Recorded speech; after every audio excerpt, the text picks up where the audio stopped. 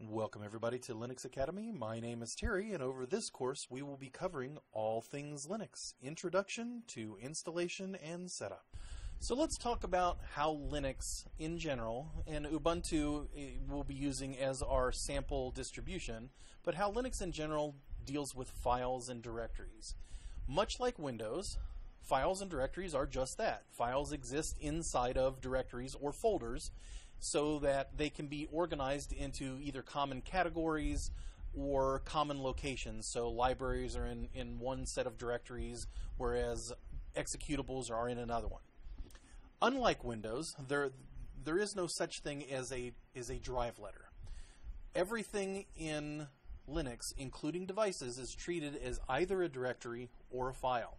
So if we have multiple hard drives, for example, we will see them mounted as a directory that's referred to by its path. So what we mean by that is, if we were going to change into a directory in Windows called downloads, we would type CD and then a slash and downloads, provided we were already on the right drive.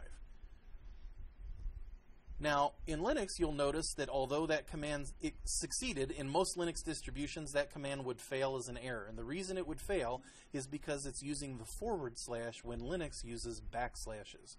Ubuntu is trying to make the point of entry for Windows users less or easier than most distributions. Most distributions would just error that out.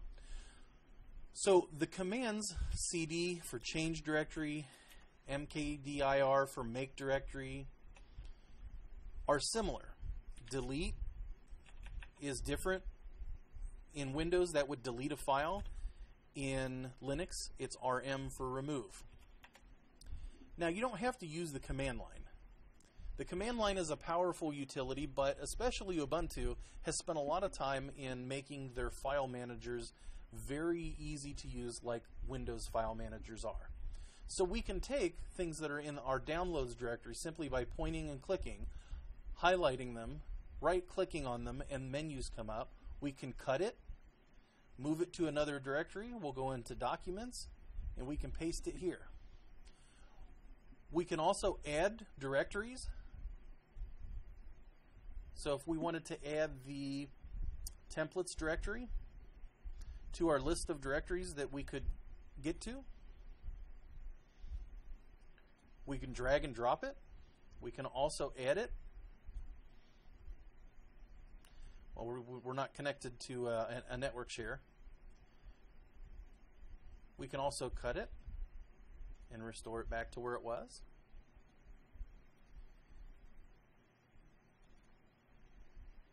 And we can navigate using the navigation bar here at the top.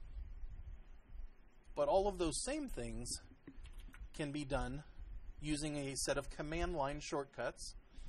So if I want to list all files that are in a directory, simple ls will show me that my directories are highlighted in blue and my files are in white. Unfortunately, that doesn't tell me things like who owns the file, who has access to the file, where I am right now.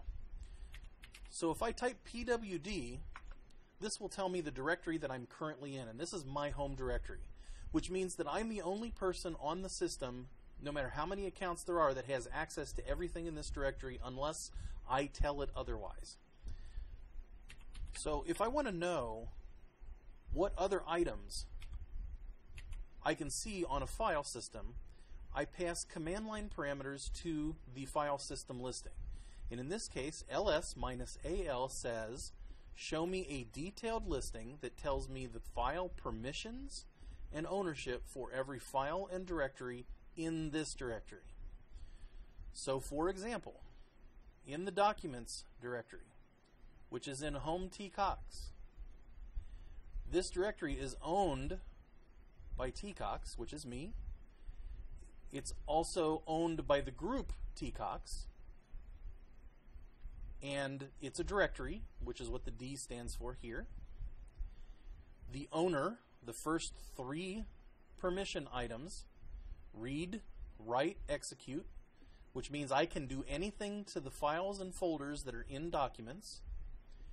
The group permissions, read-x, means that anyone in the TCOX group can read or execute, and the same permissions in the final 3 listing means that anyone, these are the last 3 permissions are the permissions that anyone has in a directory.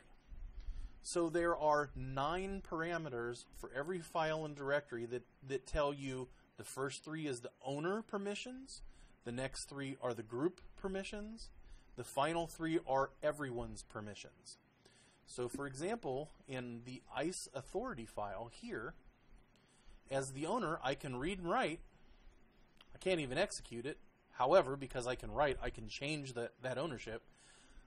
But if I'm not the owner, then no one can do anything else. No one in the TCOX group, and certainly no one else can do anything as well.